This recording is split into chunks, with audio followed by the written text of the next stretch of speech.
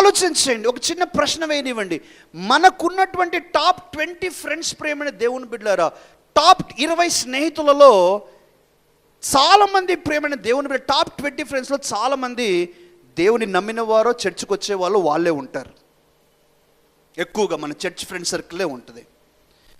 Popular స్నేహితుడు అనేటువంటి title చాలామంది మనలో వద్దండి బాబు, నాకు అది ముద్ర పడిందంటే సమాజంలో నన్ను ఏ విధంగా అర్థం చేసుకుంటారో అనేటట్లుగా మనలో చాలామంది దానికి దూరంగానే ఉంటూ ఉన్నాం. కారణం ఏంటి? సంకుచితమైన ఆలోచన విధానం మనకు కలిగి ఉండటం లేదు, అవతల వారు చూసేవారు మాట్లాడుకునే వారికి కలిగి ఉండలేదు. వారికి లేదు కాబట్టి మనం కూడా అలా సంకుచితమైన ఆలోచన విధానంలోకి వచ్చేస్తూ ఉన్నాం. ఎంతమందికి అర్థమవుతుంది నేను చెప్పే మాట? ప్రేమైన దేవుని బిడ్డలారా, పెద్ద మనిషిలా మనం జీవించాలి అని అంటే, ప్రేమైన దేవుని బిడ్డలారా, విశాలమైన మనస్సు మనం కలిగి ఉండాలి. విశాలమైన మనస్సు.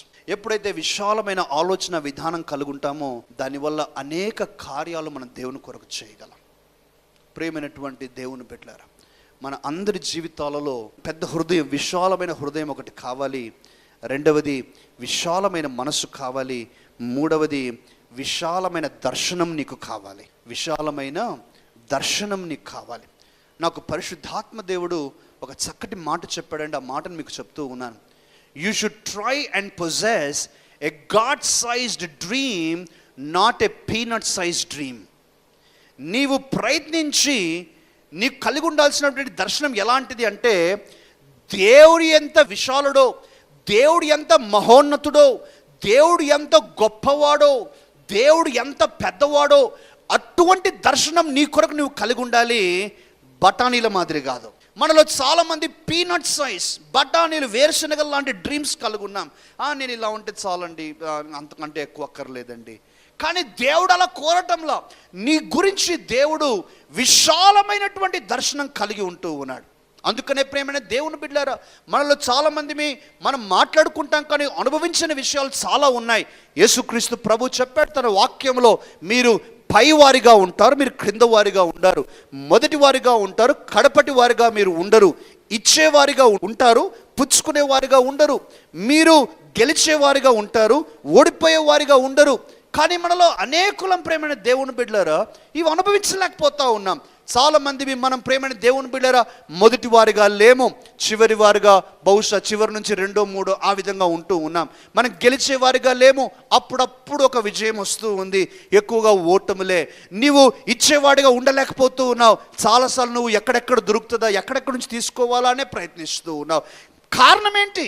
కారణం ఏంటంటే నీ గురించిన దర్శనము దేవుడంత విశాలంగా ఉన్నతంగా లేకుండా ఉంటుంది. You are not trying and possessing a God-sized dream. You only are thinking a peanut-sized dream. నీ గురించి నీవు చాలా చిన్నగా, సంకుచితంగా ఆలోచిస్తూ. దేవుడు ప్రేమైన దేవుని బిడ్డలారా, మన అందరి గురించి చక్కటి మాటలు రాశాడు. ఏమని రాశాడు ఆయన? మీరు బహుగా ఫలించండి, మీ గిన్నె నిండి పొరలాలి, అనిచి కుదిలించి పొంగి పొర్లున్నట్లుగా నేను మీ ఒడిలో ఇస్తాను. ఆకాశపు వాకిళ్ళు విప్పి పట్టచాలనంత విస్తారమైన ఆశీర్వాదాలు నేను మీకు ఇస్తాను. ఎక్కడికి పోతున్నాయి అవన్నీ? దేవుడు ఇస్తూ ఉంటే మరి నువ్వు అనుభవించకుండా ఎక్కడికి పోతూ ఉన్నాయి? కారణం ఏంటంటే నీ గురించిన దర్శనం చాలా చిన్నది కాబట్టి అవి పొందుకోవటానికి కూడా నీకు విశ్వాసాన్ని నువ్వు డెవలప్ చేయలేకపోతూ ఉన్నావు. బహుశా మీరు అడగవచ్చు, దేవుడి సైజ్ అంత డ్రీమ్ అంటే ఏంటి, గాడ్ సైజ్ డ్రీమ్ అంటే ఏంటి? కొన్ని లక్షణాలు ఉన్నాయి, నేను చెప్పనివ్వండి. దేవుడు ఎంత ఉన్నతుడో అంత పెద్ద దర్శనం అంటే ఏంటి? ఒకటి, ఏ దర్శనం కొరకైతే నీ శక్తి సామర్థ్యాలు సరిపోక కేవలం విశ్వాసాన్ని బట్టి మాత్రమే అది జరుగుతుందనేటువంటి దర్శనం నీవు కలిగి ఉంటావో అది దేవుని యొక్క దర్శనం. Always the dreams God gives, they are beyond your physical strength, they are beyond your finances, they are beyond your reality, they are more than life size. నీ యొక్క వాస్తవిక పరిస్థితుల కంటే చాలా గొప్పవిగా ఆ యొక్క దర్శనాలు ఉంటాయి అని ఈరోజు నేను జ్ఞాపకం చేస్తూ ఉన్నాను. ఉదాహరణగా ప్రియమైన దేవుని బిడ్డలారా ఆలోచన చేయండి. ఒక మాదిరిగా ఒక డిగ్రీ చదువు, ఒక మాదిరిగా పిహెచ్డి చేసినటువంటి వ్యక్తి, పిహెచ్డి డాక్టరేట్ చేసినటువంటి వ్యక్తి తను అనుకుంటూ ఉన్నాడు. ఆ యొక్క వ్యక్తి ఏమనుకుంటూ ఉన్నాడంటే, నాకు ఏదైనా టైపిస్ట్ ఉద్యోగం వస్తే చాలండి, నాకు టైపిస్ట్ ఉద్యోగం కొరకే నేను ప్రయత్నిస్తాను. అయ్యా, నీకు టైపిస్ట్ ఉద్యోగం కొరకు డాక్టరేట్ చేయాల్సిన అవసరం ఏముంది? టైపిస్ట్ ఉద్యోగం కావాలని నువ్వు అంతగా చదవటము, అంత ప్రయాసపడ్డావు దేనికి? నేను టైపిస్ట్లను తక్కువ చేయటం లేదు, కానీ నేను కంపారిజన్ చేస్తూ ఉన్నాను.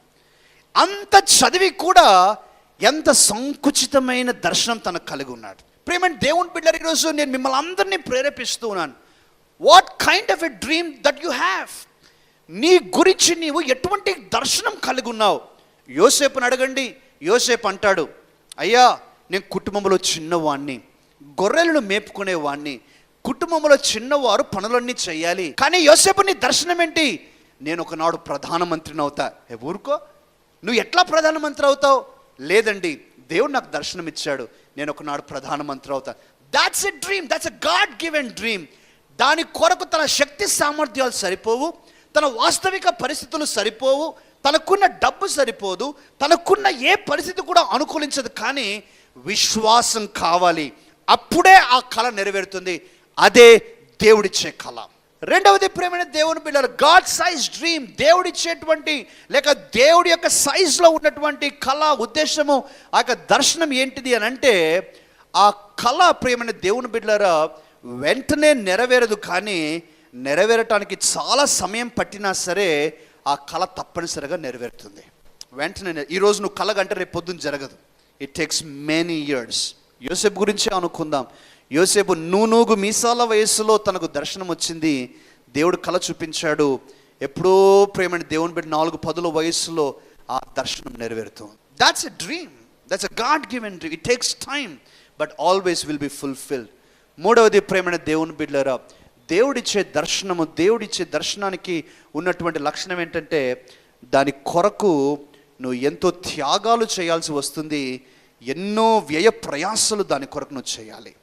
అంత సులభంగా అది నెరవేరదు. విశ్వాసులకు తండ్రిగా అబ్రహాము ఊరికే బిరుదు పొందలా. విశ్వాసులకు తండ్రిగా బిరుదు పొందటానికి తన స్వంత కుమారుడైన, ఏకైక కుమారుడైన ఇస్సాకును సహితము బలి చేయటానికి రెండవసారి కూడా ఆలోచించని ఒక గొప్ప విధేయత చూపించాడు. కాబట్టి దేవుడు అబ్రహామును విశ్వాసులకు తండ్రిగా హెచ్చించాడు.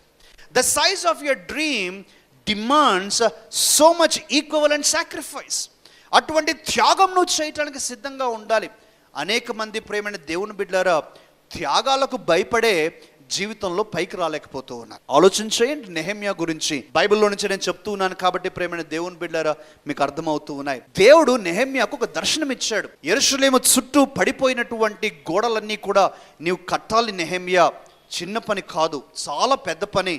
కానీ దేవుడిచ్చిన ఈ డ్రీమ్, ఈ దర్శనాన్ని తీసుకొని ప్రేమైన దేవుని బిడ్డలారా నెహెమ్యా తన జీవితంలో ముందుకు రావటానికి త్యాగం చేయాల్సి వచ్చింది. ఏ త్యాగం చేయాల్సి వచ్చింది? రాజనగరములో, రాజంతఃపురములో ఉన్నటువంటి తన ఉద్యోగాన్ని ప్రక్కకు పెట్టేసి తను రావాల్సి. He was a bureaucrat. Simple కాదు. కొన్నిసార్లు మనం ప్రేమైన దేవుని బిడ్డలారా పానదాయకుడు అని బైబిల్లో రాసినందుకు గ్లాసులు అందించేవాడేమో అనుకుంటాం. గ్లాసులు అందించేవాడు కాదు నెహెమ్యా. He was a bureaucrat. రాజు అంటే ఆలోచించేయండి. ఒక మాట చెప్పనివ్వండి, నెహెమ్యా యొక్క విలువ మనకు తెలియాలి. ప్రేమైన దేవుని బిడ్డలారా రాజు తినేటువంటి ఆహారము ప్రతి పూట పండ్లు తిన్నా, అన్నం తిన్నా, నీళ్లు తాగినా, ఏది తాగినా సరే ముందుగా ఒక మనిషి తాగాలట. కారణం నమ్మకం కొరకు. నా ఆహారంలో పండ్లలో ఏదైనా విషం కలిపింటారేమో అని ఆ యొక్క టెస్టింగ్ కొరకు ప్రేమైన దేవుని బిడ్డలారా ఎలాంటి వారిని ఏర్పాటు చేసుకుంటారు? నమ్మక బంటులను ఏర్పాటు చేస్తారు. నమ్మకం అంటే వారి కొరకు ప్రాణం పెట్టే వారిని సహితం అలాంటి వారిని పెట్టుకుంటారు. నమ్మక ద్రోహులను పెట్టలేరు. అలాంటి వాడు నెహెమ్యా. అంటే రాజు ప్రాణానికి తన ప్రాణం కూడా అడ్డు వేయగలిగినటువంటి సాన్నిహిత సంబంధం రాజుకున్నది. He was a bureaucrat. ఈ రోజుల్లో ఒకవేళ చెప్పాలంటే ఒక ఐఏఎస్ ఆఫీసర్ కావచ్చు, ఒక ఐపీఎస్ ఆఫీసర్, అంత పెద్ద బ్యూరోక్రాట్ తను. అలాంటిది దేవుడిచ్చిన దర్శనం కొరకు రాజు దగ్గరికి వెళ్ళి అంటూ ఉన్నాడు, అయ్యా నేను వెళ్ళి గోడలను కట్టాలి. గోడలు కట్టడం ఏంటి నెహెమ్యా? నువ్వు రాజంతపురంలో ఉన్నావు, నీతో మాట్లాడటానికి ఎంతోమంది మరి ఎంతో ప్రయత్నించి అపాయింట్మెంట్ దొరకకుండా కూడా ఉండవచ్చు. అంత పెద్ద ఉద్యోగంలో ఉన్న నువ్వుపై గోడలు కడతానంటావు. దేవుడిచ్చాడయ్యా ఈ దర్శనం. మరి ఏం చేస్తావు? అండి నాకు సెలవు ఇవ్వండి, నేను వెళ్ళిపోతాను, నా ఉద్యోగాన్ని పక్కకు పెట్టి నేను వెళ్ళిపోవాలి. He was willing to make a sacrifice. ఆ త్యాగం చేశాడు కాబట్టి దేవుడిచ్చిన దర్శనాన్ని తన జీవితంలో నెరవేరటం మనం చూస్తూ ఉన్నాం. నీ కళ ఎంత పెద్దదో అంత త్యాగం చేయటానికి నువ్వు సిద్ధపడాలి. ప్రియ సహోదరుడా, సహోదరి, యవనస్తులారా, ముఖ్యంగా యవనస్తులకు నేను చెప్పేటువంటి మాట, దేవుడు నీ జీవితంలో ఒక పెద్ద కళ ఇచ్చాడా, పెద్ద దర్శనం ఇచ్చాడా, త్యాగం చేయటానికి నువ్వు వెనుకాడవద్దు, త్యాగం చేయటానికి భయపడవద్దు, త్యాగం చేయటానికి అనుమానించవద్దు, రెండవసారి ఆలోచించవద్దు. నీవు ఆ మనసు కలిగి వెంటనే త్యాగం చేయటానికి సిద్ధపడినట్లయితే దేవుడు నిన్ను పట్టుకొని ఉన్నత శిఖరాలపై నిన్ను నిలువపెట్టడానికి ఆయన సిద్ధపడుతూ ఉన్నాడు. హల్లెలూయా. నీ జీవితంలో విశాలమైన దర్శనము, ఒక పెద్ద కళను నువ్వు కలిగి ఉండు. పెద్ద మనిషిలా జీవించడానికి 3 విషయాలు.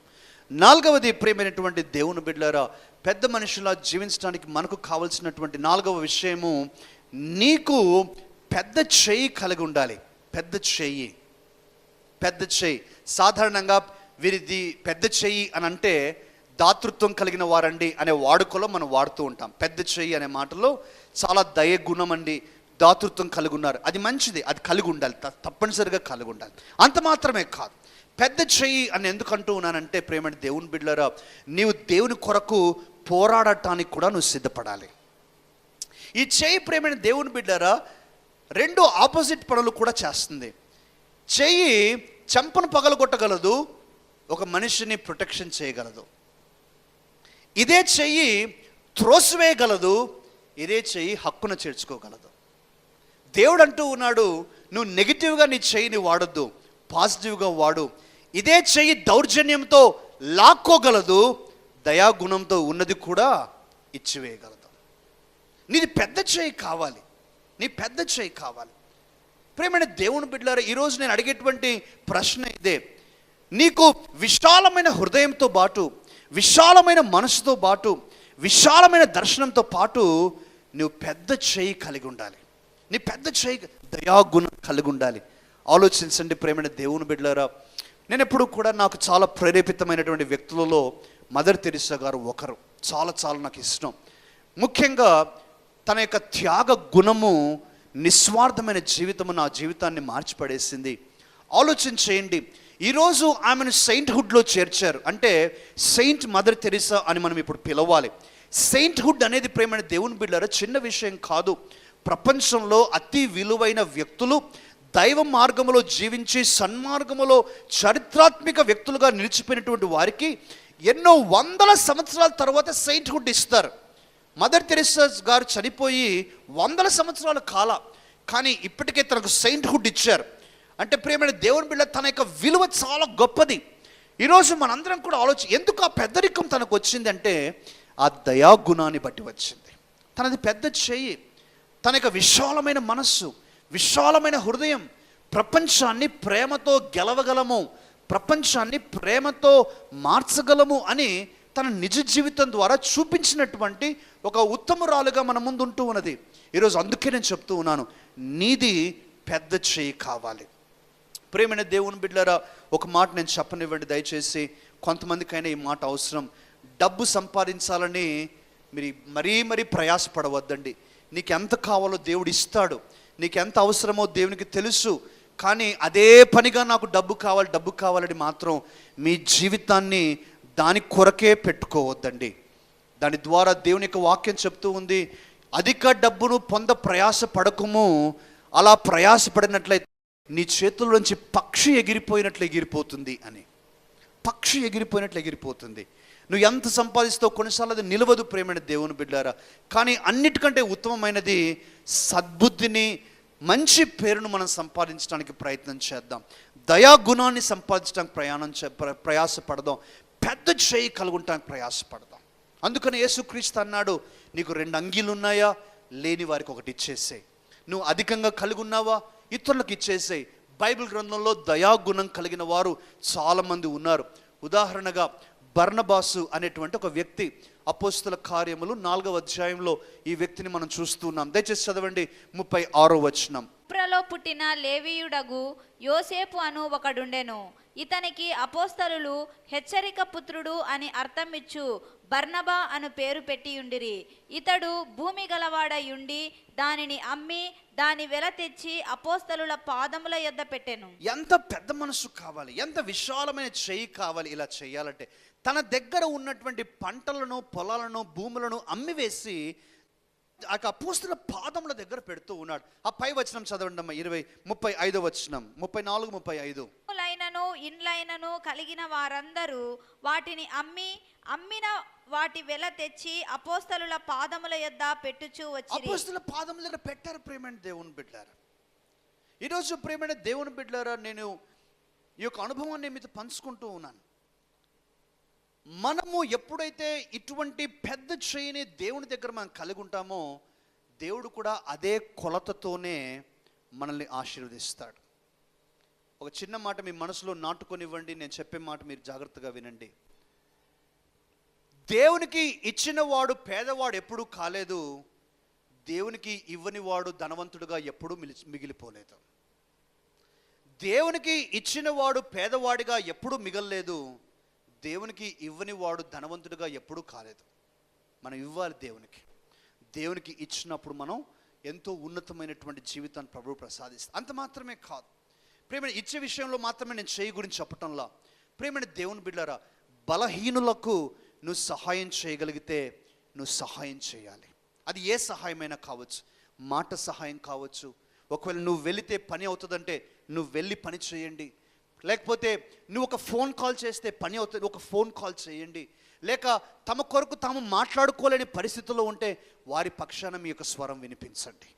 దేవుడు కోరుతూ ఉన్నాడు. అందుకని అంటున్నాడు, బలహీనులను మీరు బలపరచండి, బలహీనుల పక్షాన మీరు నిలవబడండి, సడలిన మోకాలను మీరు బలపరచండి, అటువంటి వారికి తోడుగా మీరు ఉండండి అనే మాట అంటూ ఉన్నాడు.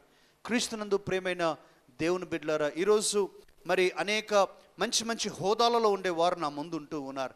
మీ ఉద్యోగాలలో అనేక మందికి సహాయం చేయగలిగినటువంటి అవకాశాలు మీకు దేవుడు ఎంతో ఎంతో ఇచ్చాడు. ప్రియమైన దేవుని బిడ్డలారా, ఏ ఒక్క అవకాశాన్ని వదలవద్దండి, ఏ ఒక్క అవకాశాన్ని వదలవద్దండి. ఆ సహాయం కోరేటువంటి వ్యక్తి తెలియకపోవచ్చు. ప్రియమైన దేవుని బిడ్డలారా, దయచేసి నా మాట వినండి. నీ దగ్గరికి వచ్చి సహాయం కోరే వ్యక్తి నువ్వు ఎప్పుడు కలవలేదు, ఇక ముందు ఎప్పుడైనా కలుస్తాడో లేదో నీకు తెలీదు. కానీ అటువంటి అవకాశం వస్తే మాత్రం అవకాశాన్ని జార వదలవద్దండి. సహాయం చేయండి ప్రియమైన దేవుని బిడ్డలారా. వారు జీవితాంతం మీ సహాయాన్ని గుర్తుపెట్టుకుంటారు. గుర్తుపెట్టుకోకపోయినా సరే నీ మంచి మనస్సు నీ జీవితంలో మిగిలిపోతుంది. Let us help people with whatever we can. మనం ఈ ప్రపంచాన్ని ఉద్ధరించలేం ప్రియమైన దేవుని బిడ్డలారా, కానీ ఒక మనిషి, ఇద్దరు మనుషుల జీవితాల్లో మాత్రం తప్పనిసరిగా మనం మార్పును చేయగలిగిన సామర్థ్యత దేవుని కృపను బట్టి అనేక రీతులుగా మనకు ఉంది అని ఈరోజు నేను మీకు జ్ఞాపకం చేస్తున్నాను. దేవుడు చూస్తూ అందుకంటున్నాను నేను, నువ్వు పెద్ద చేయి కలిగి ఉండు. నువ్వు కారులో ప్రయాణిస్తూ ఉండవచ్చు, బైక్లో ప్రయాణిస్తుండవచ్చు, మండు టెండలో ప్రేమైన దేవుని బిడ్డారా. కొంతమంది అడుక్కునేవారు రోడ్డు ప్రక్కన తారు మీద ఆ యొక్క పొట్టను తారు మీద వేసి ఆ యొక్క బండ్లలో వెళ్తూ ఉంటారు. ఆ యొక్క రోడ్డు ఎంత మండు టెండలో వారు కాళ్ళకు చెప్పులు లేక ఉంటారు. కొన్నిసార్లు మన ఇంటి నిండా కనీసం 10-15 జతల చెప్పులు, బూట్లు ఉంటాయి, వాడని బట్టలు ఉంటాయి. నీవు త్యాగం చేసి పని అనుకోకుండా, శ్రమ అనుకోకుండా అలసిపోయినా సరే ఇంటికి వచ్చి 2-3 దుస్తులు తీసుకొని, 2-3 జతల చెప్పులు తీసుకొని నువ్వు వారికి ఇవ్వు, దేవుడు నిన్ను జ్ఞాపకం పెట్టుకుంటాడు. మనం కొన్నిసార్లు చేయలేకపోతున్నాం. ఏమంటాం? అరే నేను అలసిపోయానండి, ఇంకోసారి చూస్తాను. ఇంకోసారి నీకు ఆ వ్యక్తి కనిపించడు కదా, ఇంకోసారి నీకు ఎప్పుడు కనిపించవచ్చు, కనిపించకపోవచ్చు, కానీ అవకాశం అయితే పోయింది కదా. అందుకనే అంటున్నాను, పెద్ద చేయి కలిగి ఉండండి. ఈరోజు ప్రేమైన దేవుని మహాకృపను బట్టి ప్రపంచమంతటా కూడా క్రైస్తవులు అంటే దయాగుణం కలిగిన వారిగా దేవుడు మనకు మంచి పేరు ఇచ్చాడు. చప్పట్లు కొట్టండి, దేవునికి మహిమ చెల్లిద్దాం. క్రైస్తవ సమాజంలో మనలాంటి వారు మనము హాస్పిటల్స్ ప్రారంభించాం, స్కూళ్ళు ప్రారంభించాం, మెడికల్ సర్వీస్, లెప్రసీ సర్వీస్, విధవరాండ్రకు, అనాథలకు అనేక రీతులుగా ప్రపంచమంతటా కూడా క్రైస్తవులైనటువంటి వారు సేవ చేస్తూ ఉన్నారు. ఈరోజు ప్రశ్న ఏంటంటే, ఇదిగో నీవు కూడా నీ భాగంగా కొంతైనా నువ్వు చేయటాన్ని వెనుకాడకూడదు. అందుకని యేసుక్రీస్తు ప్రభు అన్నాడు, నీ రుణాన్ని నీవు ఎప్పుడైనా ఎవరికైనా రుణాన్ని ఇస్తే, లేక ఎవరికైనా సహాయం చేస్తే, నీకు మరలా తీర్చుకునే వారికి చేయటం కంటే మరలా నీకు ప్రతిగా తీర్చలేని వారు ఉంటే ఎక్కువగా వారికే చెయ్యి అని అన్నాడు. దోస్ హూ కెనాట్ రీపే, దేవుడు గుర్తిస్తూ ఉన్నాడు. ప్రేమైన దేవుని బిడ్డలారా, ఈరోజు బీదలను కనికరించువాడు యెహోవాకు అప్పిచ్చువాడని దేవుని వాక్యం రాశాడు. బీదలను కనికరించువాడు యెహోవాకు అప్పిచ్చువాడు. యెహోవా ఎవరికి రుణస్థుడు కాదు. నువ్వు దేవునికి అప్పిస్తే ఆయన తిరిగి నీకు ఇస్తాడు. ఆయన ఇచ్చే వడ్డీ చాలా ఎక్కువ, సమృద్ధిగా ఇస్తాడు నీకు. కానీ దాని కొరకు ప్రయాసపడి చేయమని కాదు, మంచి గుణం. అని నాకు బైబిల్లో చాలా చాలా ఇష్టమైనటువంటి మాటలలో ఒక మాట, ప్రేమైన దేవుని బిడ్డలారా, నీళ్లు పోయి వానికి నీళ్లు పోయబడును అని రాయబడింది. అందుకు అది నాకు చాలా ఇష్టం. స్వాభావికంగా చిన్నతనం నుంచి కూడా దయాగుణాన్ని ప్రభువు నాకు ఇచ్చాడు. ఆ దయాగుణాన్ని బట్టి ప్రేమైన దేవుని బిడ్డలారా, నేను అనేక చోట్లకు వెళ్ళినప్పుడు నేను చెప్తూ ఉన్నాను, నమ్మండి, ఈరోజు ఎన్ని పెద్ద విషయాలు, ఎంత పెద్ద పనులైనా, ఎంత సంక్లిష్టమైన పరిస్థితులైనా దేవుని కృపచేత అక్కడ ఆఫీసులోనో, అక్కడ పరిస్థితుల్లోనో, అక్కడ ఆ యొక్క ప్రదేశంలోనో ఎవరో ఒకరు దేవుడి యొక్క ప్రియమైన దేవుని బిడ్డలారా, దేవుని తెలిసిన వారు కావచ్చు, దేవుని తెలియని వారు కావచ్చు, ప్రేమైన దేవుని బిడ్డలారా, వారి యొక్క దయాగుణాన్ని పాత్రులుగా దేవుడు నన్ను చేస్తూ ఉన్నా. మీ జీవితంలో చేయగలడు. బహుశా మీలో చాలామంది అనుభవిస్తూ ఉండవచ్చు, కానీ అనుభవించని వారికి నేను చెప్తూ ఉన్నాను ఈరోజు ఈ మాట. పెద్ద చేయి కలిగి ఉండండి, దేవునికి ఇవ్వండి, ప్రజలకు ఇవ్వండి, దేవుడు నిన్ను గుర్తిస్తాడు. పెద్ద మనుషులా జీవించడానికి 4వది. ఈరోజు 5వది, ప్రేమైన దేవుని బిడ్డలారా, పెద్ద మనుషులా జీవించడానికి నీకు కావలసినటువంటి 5వ లక్షణము, నువ్వు పెద్ద జీవితాన్ని కలిగి ఉండాలి. Big life. Big life.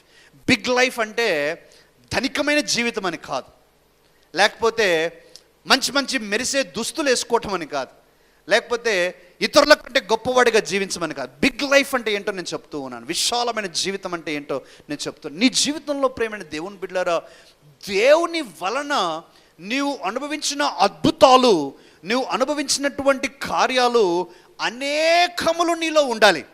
దైవికమైన కార్యాలు నీ జీవితంలో కొట్టొచ్చినట్లు కనిపించాలి.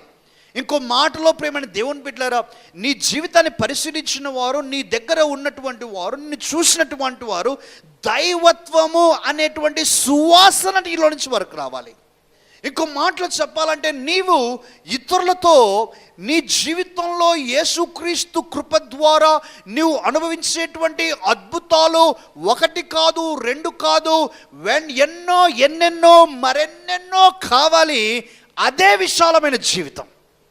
ఎప్పుడైతే ప్రజలు నీ జీవితంలో దేవుని కార్యాలు చూడటం ప్రారంభిస్తారో, ఆటోమేటిక్గా నీలో పెద్దరికం అనేటువంటిది వస్తుంది, పరిపక్వత అనేది వస్తుంది. Your life should B full of godly intervened incidents. God intervened incidents.